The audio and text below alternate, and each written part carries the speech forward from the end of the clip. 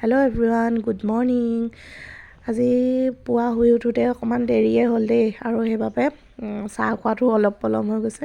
কাৰণ গা পা ধুই কাম বন কৰি আজৰি হওঁ মানে বহুতখিনি সময় গুচি যায়।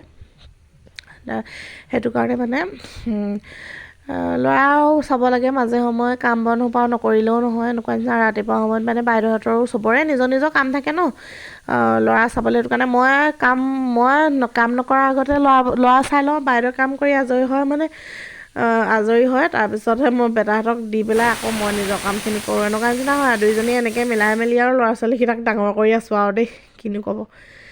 দুটা ল'ৰা ছোৱালী একেলগতে ডাঙৰ কৰাটো সহজ নহয় মানে। আগতেতো বহুত সহজ বুলিয়ে ভাবিছিলোঁ, কিন্তু নিজে যেতিয়া পালোঁ তেতিয়াৰ পৰা গম পাইছোঁ আৰু যে ইমানো সহজ নহয় যিমান দেখাত সহজ যেন লাগে। তাৰপিছত এয়া চাওকচোন, বেটীয়ে বোলে মা কিবা এটা বনাই দিয়া খাবলৈ, চাহ খাবলৈ। এয়া তাৰপিছত বনালোঁ, মই ব্ৰেড চপকে বনাই দিলোঁ। নৰ্মেল পিঠাগুড়ি দি পেলাই বনাই দিছোঁ আৰু, কাৰণ বেটাহঁতেও খাব বিচাৰে যে। আৰু লগতে আকৌ মই ভাতো বনাই আছোঁ দেই, কাৰণ বেটাহঁতক আকৌ খুৱাব লাগিব নহয়।